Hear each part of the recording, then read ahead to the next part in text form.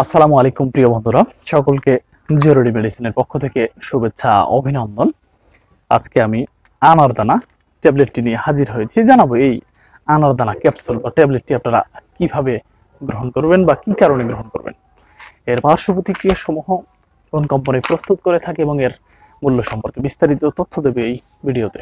শুরুতেই জানিয়ে দেব এই আনারদানা ট্যাবলেটটি কেন আপনারা গ্রহণ করবেন। বিশেষ করে যাদের আহারে অরুচি রয়েছে, যাদের খাবার খেতে মন চায় না বা খাবার খেতে পারেন না, তারা আপনাদের আহারে অরুচি বা কম খেতে যারা পারেন, তারা বেশি বেশি খাবার গ্রহণের জন্য এই আনারদানা ক্যাপসুল বা ট্যাবলেটটি গ্রহণ করতে পারেন। নাম্বার 2, যাদের সাধারণ দুর্বলতা রয়েছে, যাদের শরীরে প্রচুর পরিমাণে দুর্বল, শক্তির অভাব রয়েছে, কাজকর্ম করতে পারছেন না, অনেক দুর্বল, তারা এই সাধারণ দুর্বলতা কাটিয়ে ওঠার জন্য এই আনারদানা ট্যাবলেটটি গ্রহণ করতে পারেন।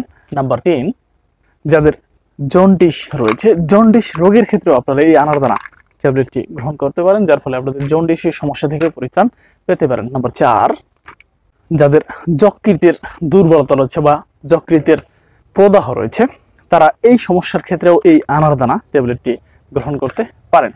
সর্বোপরি বলা যায় আনারদানা ট্যাবলেটটির অনেকগুলো কাজ রয়েছে, তার মধ্যে ক্ষুধাহীনতা বা আহারে অরুচির ক্ষেত্রে খুব ভালো কাজ করে এই আনারদানা। এই আনারদানা গ্রহণের ফলে আপনারা আহারে অরুচির সমস্যা থেকে পরিত্রাণ পেতে পারেন। এবারে জানিয়ে দেবো এই আনারদানা ট্যাবলেটটি আপনারা কিভাবে গ্রহণ করবেন।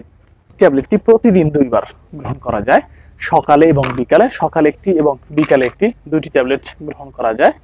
অবশ্যই আপনারা একজন রেজিস্টার্ড চিকিৎসকের পরামর্শ অনুযায়ী এই আনারদানা ক্যাপসুলটি বা ট্যাবলেটটি গ্রহণ করুন, কারণ আপনাদের সমস্যার উপর ভিত্তি করে বা অসুখের উপর ভিত্তি করে ঔষধের কম বা বেশি ডোজ নির্ধারিত হতে পারে। জানিয়ে দেবে আনারদানা ট্যাবলেটটির প্রস্তুতকারক কোম্পানি সম্পর্কে।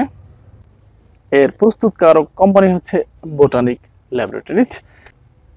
এটি একটি ইউনানি মেডিসিন। এবারে জানিয়ে দেবো এই আনারদানার দাম সম্পর্কে। এটির গায়ের রেট হচ্ছে 360 টাকা। প্রিয় ভাইয়েরা, আজকের এই পর্যন্তই। আমার এই ভিডিওটি ভালো লাগলে অবশ্যই আপনারা লাইক কমেন্ট করতে ভুলবেন না, আর নতুন কিছু জানা থাকলে অবশ্যই আপনারা কমেন্ট করতে পারেন। আমি চেষ্টা করবো আপনাদেরকে সঠিক তথ্য বা পরামর্শ দেওয়ার জন্য। আজকের এই পর্যন্তই। ভালো থাকবেন সবাই। ধন্যবাদ সবাইকে।